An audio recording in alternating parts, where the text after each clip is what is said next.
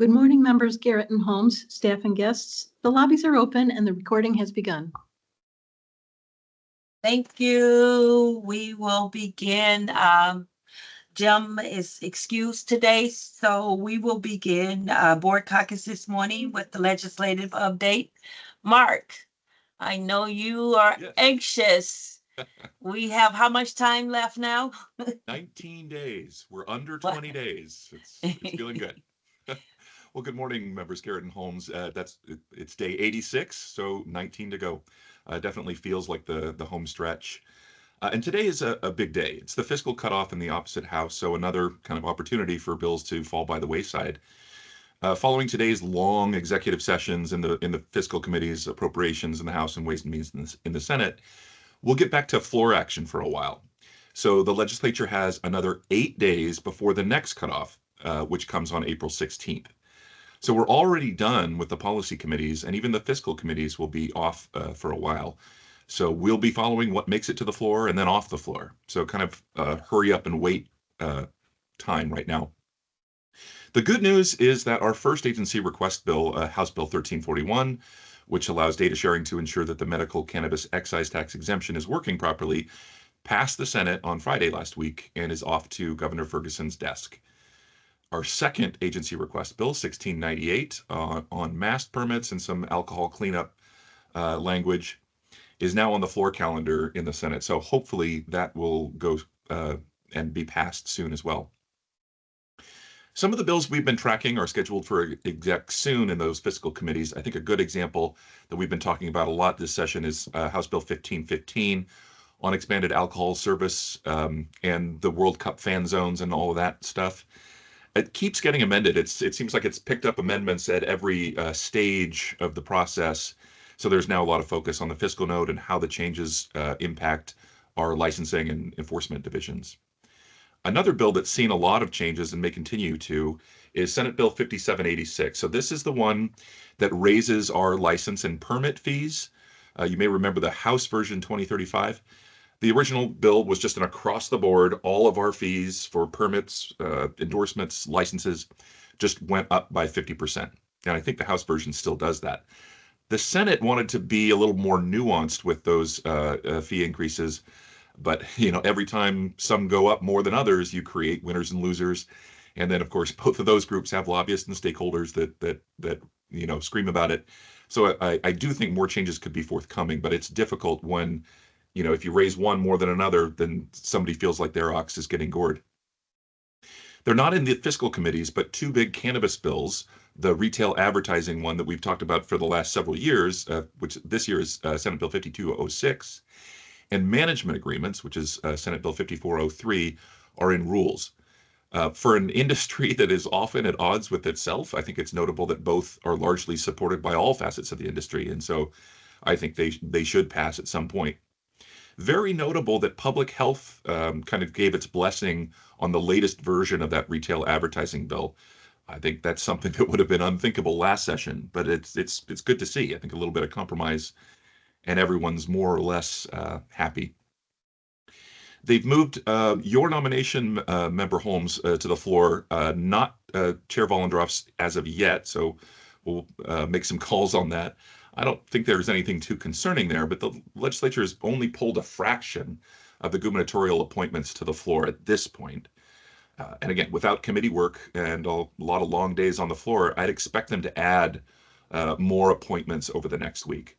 They're voting on a handful of them this morning, but I think they're going to need to pick up the pace, both in bringing them to the floor and then voting them off the floor. And I expect they will, now that they have long days on the floor coming up. And finally, bill action is starting up with the governor signing bills in the governor's conference room. It's always kind of a fun time session. It's always nice to see the stakeholders lining up in the Capitol for a photo and the ceremonial pen. Another good sign, of course, that the end of session is coming. With that, I'll stop and take any questions you might have. Pete, did you have any questions? I don't. Yeah, just a quick one. How long, two questions actually. How long from the time a bill goes to the floor do you expect action if there is a standard time?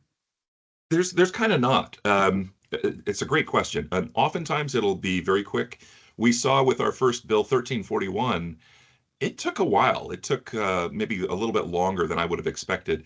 But I think it's different in different portions of session, where 1341 was pulled to the floor very early, but they still had committee meetings and whatnot, meaning they didn't have a long kind of dedicated time on the floor. They had a little bit, but they had bigger fish to fry with the operating budgets and the like. So I would expect them to be able to do more in the next, let's say, week. So we'll have to see, but there's really not a set time. Okay. And then the second question may not be best for you, but it's simply once there's passage and gubernatorial signature, how long, if there's a typical time, do our rules folks get to deal with it and promulgate rules to enact to carry it out? I'll defer to Justin. I would just note, of course, that it really depends on the bill. I think some of these are, let's take 1698, the mast permitting and the statutory cleanup. That should be fairly straightforward. But then we've seen certainly social equity, 5080 from 2023, and the THC bill from that year, really big pieces of legislation impacting a whole number of things with lots of stakeholder issues, and those take a lot longer. I don't think any of our bills this year are like that, but we may have some that are a little thornier than others this year. Not to mention the budget, I assume, is still Absolutely. okay. Yeah. Well, thank you very much. Thank you, Mark. Okay, now we will move on to policy and rule teams update and board meeting prep. Kevin, Denise, who's going first? I will go first here. Good morning, board members Garrett and Holmes. I will share an overview of the current rules activity. So with the cannabis waste rule having been adopted on March 12th and going into effect April 13th next week, and the cannabis samples rule being adopted on March 26th and going into effect later this month on the 25th, this brings us currently to 4 active rule projects in various stages of development, and another CR 101 scheduled to be filed later this month. So first, we will be holding a public hearing after tomorrow morning's board meeting for the lab accreditation rule. This rulemaking is necessary to implement Second Substitute House Bill 2151, which requires the transfer of lab accreditation from the Liquor and Cannabis Board to the Department of Health. Unless further changes are deemed necessary after the comment period, the Director's Office plans to request approval from the board to file the CR 103 to adopt on April 23rd. And then we have the retail alcohol product placement rulemaking that we're working on. This was initiated in January with the CR 101 and the release of a preliminary draft rule, and stakeholder engagement efforts to discuss the draft and potential scope of the rule are now well underway. We held 2 public listening sessions in March with a cumulative total of around 50 participants, followed by multiple meetings with smaller subgroups representing retailers, manufacturers, distributors, and public health and prevention advocates. And the rule was also discussed during the quarterly public health roundtable. The rules team is continuing to meet with stakeholders through the month of April and currently weighing feedback that we receive as we go. And based on current progress, we could be prepared to file a CR 102 as early as next month, which would put us on course to adopt a rule by August.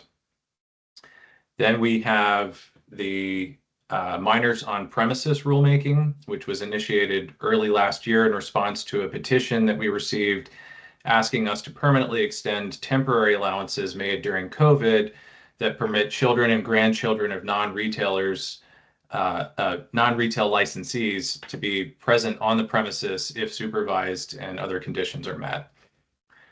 We filed a CR 102 in January, held a public hearing on February 26th, and now plan to introduce a supplemental CR 102 on April 23rd in order to incorporate some of the feedback that we received during the formal comment period, before we proceed to the CR 103 phase, likely in June.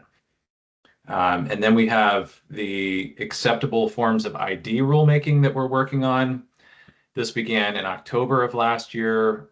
There were stakeholder meetings in January, and we are currently conducting research and reviewing stakeholder feedback as we contemplate a CR 102 draft later this spring. And it should be noted that we recently denied a petition for green cards to be accepted forms of ID for purchasing cannabis because we are already considering that proposal in this rulemaking. And lastly, on April 23rd, we plan to file the CR 101 pre-proposal in response to the petition we received requesting amendments to rules covering seasonal hours for beer and wine licensees. So the current rules are prohibitive for businesses located in places like the San Juan Islands and Leavenworth that have significant seasonal fluctuations in business. Preliminary research has begun in advance of stakeholder engagement efforts that we will announce in May. And then, so that's it for the rules. Moving on to petitions that we are working on. So we currently have 6 active rule petitions that we must respond to within 60 days per the Administrative Procedures Act. The good news is that 3 of these are identical. So we essentially have 4 unique requests for rulemaking of the agency. So at our next board meeting, on behalf of the Director's Office, Jeff Kildall will be presenting our recommendations on 3 of these petitions, the 3 that are identical. And these come from representatives of the Mount Rainier Scenic Railway and the Western Forest Industries Museum. And the request is that the LCB amend RCW 66-24-395 pertaining to local railways and the sale and consumption of alcohol. Then at the next board meeting on the 23rd, we plan to present recommendations on 2 petitions that we received from the Cannabis Alliance related to cannabis packaging. And finally, we are currently researching a petition received from Confidence Analytics, a laboratory, requesting that we update the terminology related to testing in our rules for consistency and clarity. And we plan to present our recommendation to the board on this one in May. And then just a few other miscellaneous rule-related items. We're continuing to monitor and provide feedback to the Department of Health on their medical cannabis product compliance rulemaking to ensure consistency and alignment with our rules.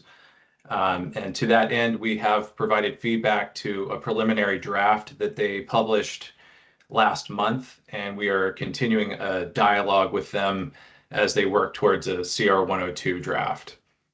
And then other than that, we're keeping an eye on the several bills that could require rulemaking and impact our capacity. At this point, it's possible that we could be filing CR 101s as early as May to get ahead of some of those bills should they pass. So that's pretty much all that I have. I'm open to any questions you may have. Thanks. Thank you. Pete, do you have any questions? No, I don't. Thank you. Thank you. Thanks. And Denise? Yes, good morning. Good morning. Yeah, good morning, board members Garrett and Holmes. I'm here to preview the public hearing scheduled for tomorrow's board meeting on the CR 102 with proposed rules to implement second substitute House Bill 2151 that passed in 2024. This rulemaking amends sections of Chapter 314.55 WAC related to the transfer of cannabis laboratory quality standards and accreditation from the LCB to the Washington State Department of Agriculture. After the public hearing, if we don't make substantive changes, as Kevin mentioned, we will ask for the board to approve the CR 103 with final rules at the next board meeting on April 23rd. So as a little background and reminder, this rulemaking consists of proposed changes to 4 WAC sections and the repeal of 2 WAC sections.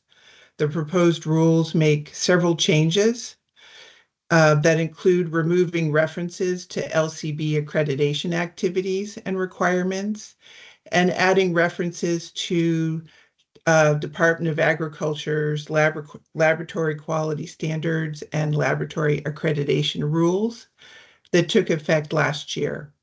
Proposed rule changes also consolidate and clarify LCB's certification requirements and enforcement actions related to violations. The CR 102 with proposed rule language was filed on February 26th of this year. We have received comments on the proposed rules, mainly around language, specifying that cannabis test results are required to be reported into the state's traceability system, referred to as CCRS.